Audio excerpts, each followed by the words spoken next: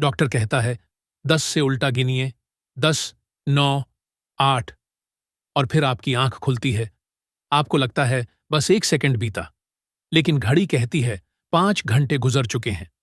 इन 5 घंटों में सर्जरी हुई, शरीर काटा गया, सिलाई हुई, मशीन्स चलती रहीं, पर आपके लिए ये 5 घंटे कभी हुए ही नहीं। तो उस बीच मैं कहाँ था? आंख खुलते ही रिकवरी रूम की छत दिखती है। एक पल के लिए समझ नहीं आता मैं कहाँ हूं, कितना समय बीता, और फिर धीरे धीरे सब लौटने लगता है। और वही खाली पल अंदर कहीं डर छोड़ जाता है। हम एनेस्थीसिया को अक्सर नींद समझ लेते हैं, लेकिन यह सबसे बड़ी गलतफहमी है।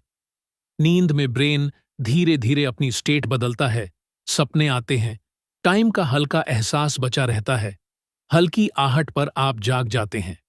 लेकिन जनरल एनेस्थीसिया में सामान्य नींद जैसा क्रम नहीं रहता। यहां दवाएं ब्रेन को सुलाती नहीं, वे ब्रेन के अलग अलग हिस्सों के बीच की बातचीत को तोड़ देती हैं। यह स्लीप बटन नहीं है, यह नेटवर्क डिस्कनेक्ट है। और सबसे डरावनी बात, मशीन स्क्रीन पर लिखा रहता है ब्रेन अलाइव है, इलेक्ट्रिकल एक्टिविटी चल रही है।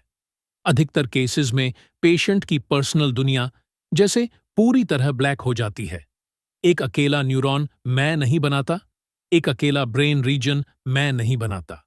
शायद मैं तब बनता है जब ब्रेन के कई हिस्से मिलकर एक स्टेबल इनर वर्ल्ड बनाते हैं। बॉडी की फीलिंग, मेमोरी, अटेंशन, आवाज, टाइम और आइडेंटिटी को एक साथ जोड़कर। इसे ऐसे समझिए, ऑर्केस्ट्रा के सारे इंस्ट्रूमेंट्स मौजूद हैं। हर वादक अपनी जगह बैठा है, पर उनके बीच की ट्यूनिंग टूट गई है। इंस्ट्रूमेंट्स बज तो सकते हैं, पर एक साथ, एक धुन में नहीं। और शायद मैं कोई एक इंस्ट्रूमेंट नहीं था, शायद मैं उस पूरी ट्यूनिंग का नाम था।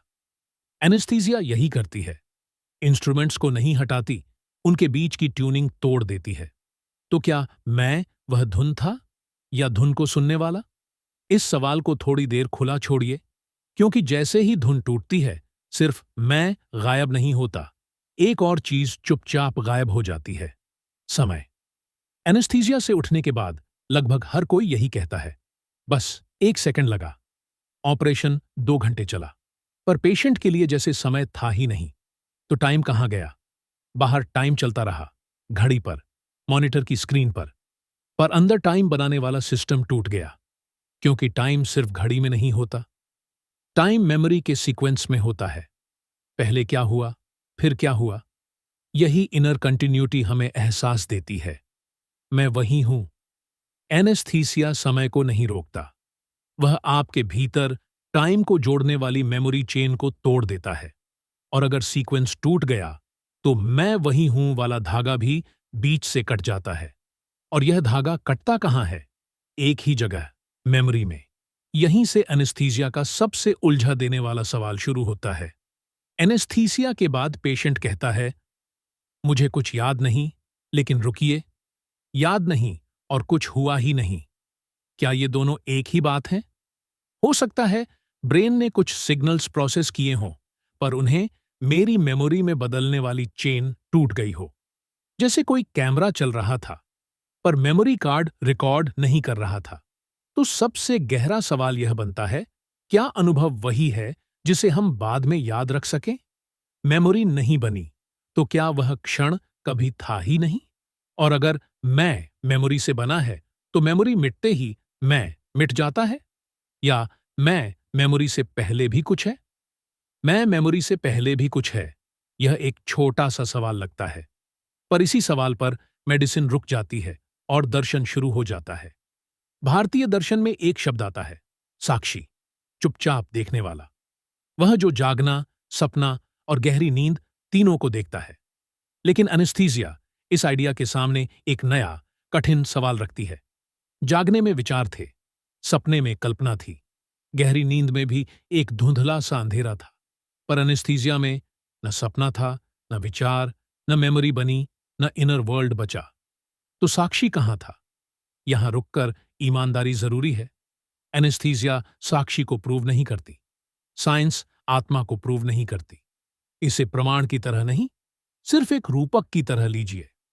पर यह रूपक हमें एक सवाल के सामने ला खड़ा करता है जिससे नजर हटाना मुश्किल है। अगर मैं सिर्फ शरीर है तो शरीर तो टेबल पर ही था। अगर मैं सिर्फ ब्रेन एक्टिविटी है तो कुछ एक्टिविटी तो बची ही थी। फिर वह पर्सनल प्रेजेंस क्यों गायब हो गई? कौन सी चीज टूटते ही मैं चला गया और कौन सी चीज जुड़ते ही मैं वापस आ गया? और यहीं इस पूरी कहानी का सबसे गहरा पल आता है। अचानक आंख खुलती है, लाइट वापस आती है, आवाज वापस आती है, नाम वापस आता है, शरीर वापस आता है और हम कहते हैं मैं जाग गया। पर असली सवाल वहीं रह जाता है। क्या मैं सच में गया था या वह कभी गया ही नहीं, बस ब्रेन की स्क्रीन कुछ देर के लिए बंद हो गई थी? क्योंकि एनेस्थीसिया का सबसे बड़ा रहस्य जाना नहीं है, सबसे बड़ा रहस्य है लौट आना। अगली बार जब कोई कहे मुझे एनेस्थीसिया में कुछ पता ही नहीं चला, तो उसके पीछे एक और सवाल छिपा होगा। किसे पता नहीं चला? और जो कह रहा है मुझे कुछ पता नहीं चला, वह मैं वापस कहां से आया? अगर यह सवाल आपके भीतर रुक गया हो, कमेंट में सिर्फ एक शब्द लिखिए, वापसी।